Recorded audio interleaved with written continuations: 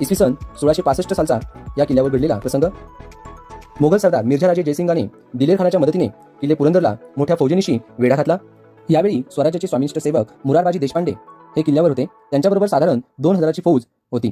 अनेक दिवस किल्ले पुरंदरच्या मदतीने मुरारबाजी मुघलांशी झुंज देत होते. मोगली फौजेने किल्ले पुरंदरवर तोफांचा मारा केला. मुघलांनी अगोदर पुरंदरचा साथीदार किल्ले वज्रगड म्हणजेच रुद्रमाळ हा किल्ला जिंकून घेतला आणि त्यानंतर दिलेर खानाने 5000 पठाण सैन्यांची निवड केली व त्या 5000 पठाण सैन्यांच्या मदतीने किल्ले पुरंदरच्या माचीवर प्रवेश केला.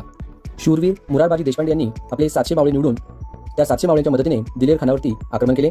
मुरारबाजी देशपांडे आणि मावळ्यांनी 500 पठाणांना कापून काढले. मुरारबाजी आणि मावळे द्वेषाने लढत होते. मुरारबाजींना लढताना पाहून दिलेर खान थक्क झाला. दिलेर खानाने मुरारबाजींना मोघलांच्या बाजूने कौल घेण्यास सांगितले, म्हणजेच मोघलांची चाकरी स्वीकारण्यास सांगितले.